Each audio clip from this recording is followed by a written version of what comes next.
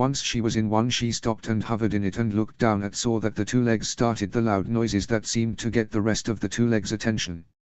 She hovered in the clouds until she saw that some of the dragons that were collecting food being captured by the weird vines that are put together like a web. She flew down at high speeds and charged up her plasma in the back of her throat, and once she was close enough she shot at the Vikings around the captured dragons. She knew that she killed some of them, but it was how these fights always end up as. She flew back into the sky, making sure that she was too fast to be seen. Once in the air, she saw that the weird things that throw boulders at them were getting ready. She got herself ready and dived at the first one and blasted it. After she had taken out a few of the strange boulder throwers, she pulled back into the sky and saw that there was one more, so she dived down to take it out. Blasting it to bits, she felt proud of herself. Got them all. I can't wait to tell. She was brought out of her thoughts when she heard a noise and something flying in the air. She was about to turn her head in the direction of the sound, but suddenly, something wrapped around her body and she felt her wings and tail pinned to her body. What's going on? Help, she yelled out as she fell from the sky. As she was falling, she tried to get her wings and tail free, but they were tightly wrapped around her. She saw that she was getting close to the ground, so she closed her eyes and braced herself for the pain. Her body hurt as she opened her eyes. She was able to turn her head to look at the sky and could tell that it was still night time. She knew that the crash knocked her out, but it seemed that she wasn't out for long. She tried to wiggle her body to see if she could get free from the vines. She could still feel around her body, but they seemed to tighten the more she struggled. After 20 minutes of struggling, she gave up, as all she could do was give her left wing a bit more room to move, but it was still stuck. She laid there hoping that one of the other dragons would come to find her and help her out, but as the minutes passed, she began to think that she wasn't going to get any help. Stupid vines. Stupid two legs. Stupid thing that throws things. Stupid, stupid dirt. Stupid trees. Stupid, stupid queen. She lay there grumbling to herself and kept hoping that another dragon would come to help her, but as she saw the sky getting brighter, meaning that the night was ending and the attack most likely finishing or finished, she began to realize that she wasn't going to get rescued. So I'm stuck here. The two legs will most likely come and kill me soon. I don't wanna die. She began to have tears in her eyes as she said this. She had been part of these attacks on the Two-Leg Island for many summers, and she never feared them as she knew that she could always get away, but now that she was trapped by the two-leg vines, she couldn't help the fear from entering her heart. She cried for a bit as thoughts entered her mind. I don't want to die before I even get to do anything for myself. I want to see how many salmon I can eat before I can't anymore. I want to fly into the sky and see how high I can go. I wanna play in the cold white stuff that falls from the sky. I want to be free of the queen. I wanna see my friend Toothless again. She was brought out of her speaking when she heard something in the forest. She felt it get close and she began to get worried. What is it? She moved a bit but grunted when the vines around her scraped her belly a bit. She then heard whatever it was getting so close that it was right next to her. She looked over to see that it was one of the two legs. So they finally came. I guess this is it for me. She closed her eyes waiting for the pain that would come from the sharp shiny stick the two-leg had, but after a few seconds, nothing came. She then felt that the vines around her began to get loose. She snapped her eyes open as she finally felt her tail and wings get free, then her back legs. When she felt her front legs become free, she made a quick decision. I won't die here. She jumped the two-leg and pinned it against a rock. I won't let myself die here. I'll kill this two-leg and then I can leave. She could see the fear in the two-leg's eyes and it made her feel guilty a bit. She never liked killing, but she knew that she had to. She took a deep breath through her nose to ready one of her plasma bolts, but she stopped. When she breathed in, she caught the scent of the two-leg and it made her stop everything. She knew that scent. She had known it for a long time, but she couldn't believe where it was coming from. She took several steps back as she let out her question. Toothless. She saw the two-leg's fear grow and he got to his feet and began to run away. It took her a few seconds before she decided on something. Hey, wait. She got up to run after the two-leg, but the vines she used to be wrapped in had tangled at her feet and she tripped and fell to the ground. Stupid vines.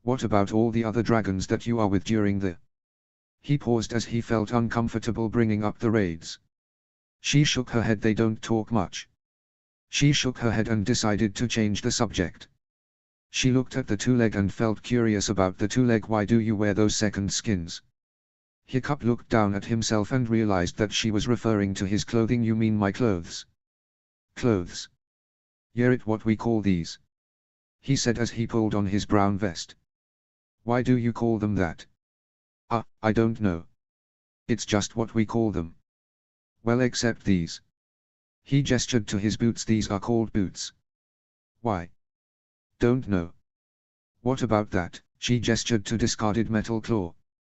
It's called a knife. Why do you call them these weird things?